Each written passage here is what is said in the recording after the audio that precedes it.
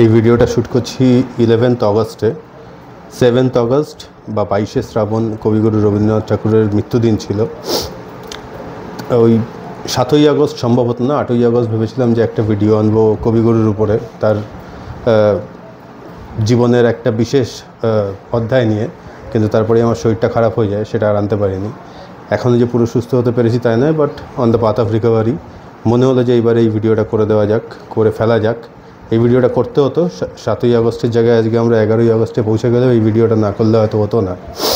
তো কি থাকবে আজকের ভিডিওতে? রবি ঠাকুরের জীবনের একটা অংশ, যে অংশটা নিয়ে খুব একটা হয়তো আলোচনা হয় না, সেই অংশটা একটু বলবো। আর একটা খুব দুষ্প্রাপ্য বই দেখাবো, যে দুষ্প্রাপ্য বইটা খুব কম মানুষের কাছে আছে, সেটা আপনারা দেখলেই বুঝতে পারবেন। চলুন ভিডিওটার মধ্যে ঢুকে পড়ি। আমার নাম সৌরভ, আমি এই চ্যানেলের হোস্ট। যারা প্রথমবারের জন্য চ্যানেলে আসছেন তারা আমাদের চ্যানেলের কন্টেন্ট চেক করতে পারেন। আমরা বেসিক্যালি ক্লাসিক লিটারেচার এবং কন্টেম্পোরারি লিটারেচার এর মধ্যে একটা সংযোগ স্থাপন করার চেষ্টা করি, এবং উপন্যাস হোক, ছোটো গল্প, আপনার প্রবন্ধ, কবিতা, সমস্ত কিছু, ড্রামা, সমস্ত কিছুই আমরা দেখার চেষ্টা করি। তো এই হচ্ছে আমাদের চ্যানেল। যদি কন্টেন্ট ভালো লাগে তাহলে সাবস্ক্রাইব করতে পারেন। যারা পুরনো সাবস্ক্রাইবার আমাদের, তাদেরকে welcome back. Rabi Thakur Nobel পান হচ্ছে 1913 সালে গীতাঞ্জলি কাব্যগ্রন্থের জন্য, এবং সেটা ইংরাজি অনুবাদের জন্যে।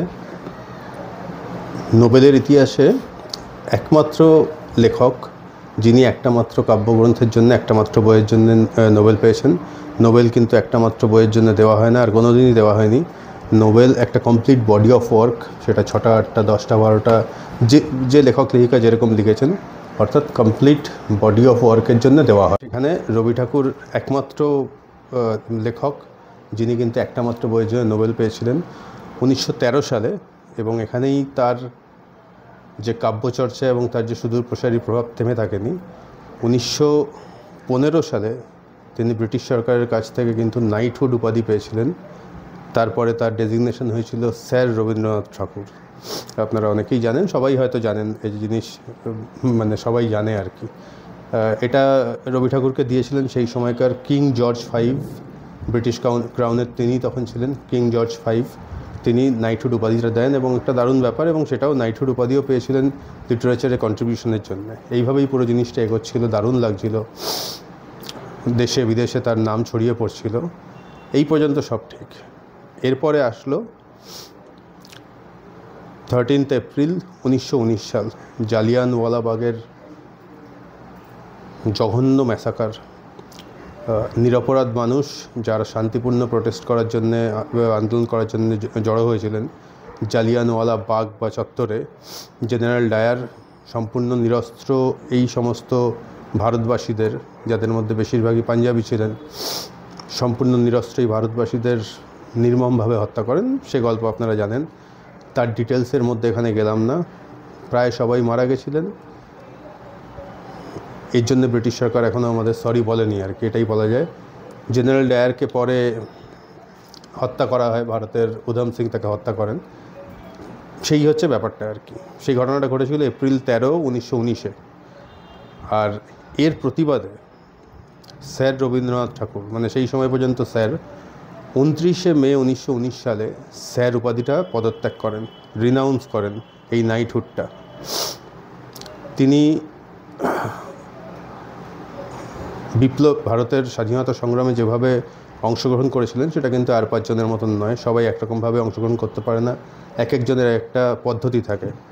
তিনি ব্রিটিশদের দেওয়া এই সম্মান ফিরিয়ে দিয়ে স্বাধীনতা সংগ্রামে তার না ভুলতে পারার মতন অবদান রেখেছিলেন, এটাই বলা যায় আর কি। এত বড় সম্মান কিন্তু ফিরিয়ে দেওয়াটা, মানে আরেকজন ফিরিয়ে দিয়েছিলেন, তার নামটা এই মুহূর্তে আমার মনে পড়ছে না। 2জন ভারতীয় নাইটহুড ফিরিয়েছিলেন, রবি ঠাকুর তাদের মধ্যে প্রথম ছিলেন।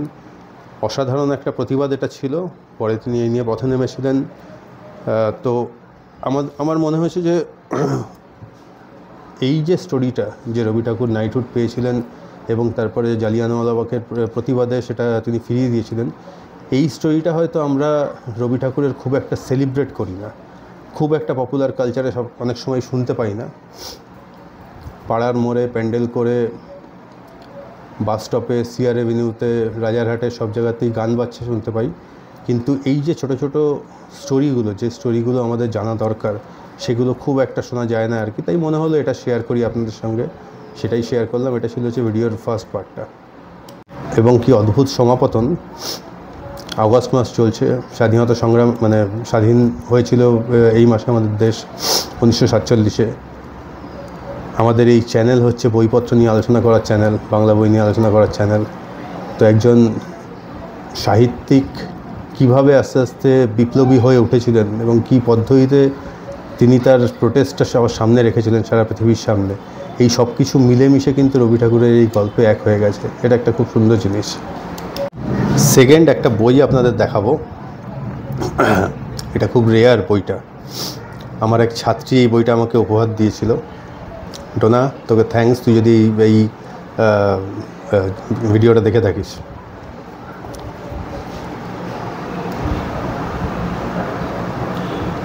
এটা খুবই রেয়ার বই, বিশ্বভারতী থেকে ছাপা, বিশ্বভারতী অ্যান্ড ইটস ইনস্টিটিউশনস। এই বইটা লাস্ট ছাপা হয়েছিল হচ্ছে 1856 সালে। 1856 সালে লাস্ট ছাপা হয়েছিল। শুধুমাত্র এই বইটা ছাপার সময়, প্রথমবার যখন ছাপা হয়, রবি ঠাকুর নিজের হাতে একটা লেখা লিখেছিলেন এই বইটার জন্য। সেটা আপনাদের দেখাই, খুব সাবধানে ধরতে হয়। রবি ঠাকুরের হাতের লেখা।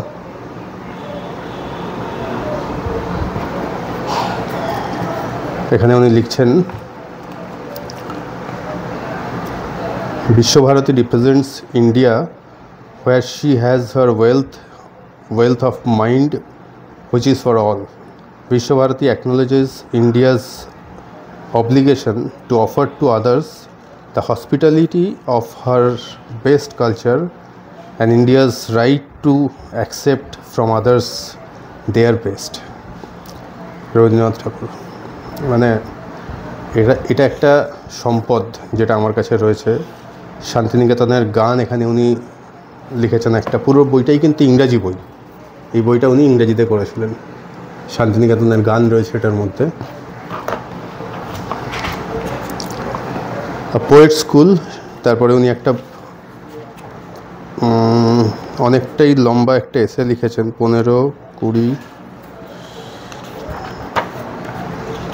বলছি, দাঁড়ান, 37 পাতার একটা ইংরাজি এসে লিখেছেন।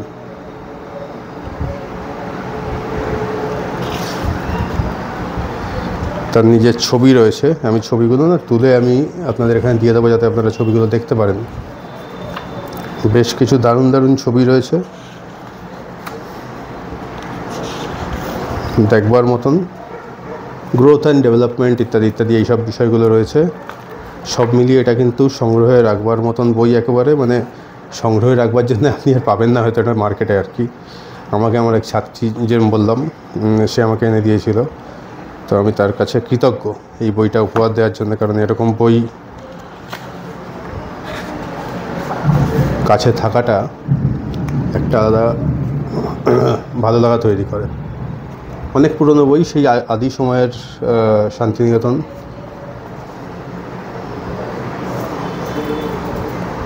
অনেক পুরনো, কিন্তু এটা আমি পেয়েছি ফাইনালি। এই বইটা তার কাছে আছে যার কাছে এই বইটার কদর আছে। আমি শুধু ভাবি যে কোন সেই মানুষ যারা এই ধরনের বই বিক্রি করে দেয়। যাই হোক, সেসব আমার ভেবে লাভ নেই। তো এই ছিল আজকের ভিডিও। রবি ঠাকুর সম্বন্ধে এই দুটো জিনিসই বলার ছিল। পরের ভিডিওতে আবার দেখা হবে। ভালো বই পড়তে থাকুন, ভালো থাকুন। আমি আর একটু রিকভার করে নিই।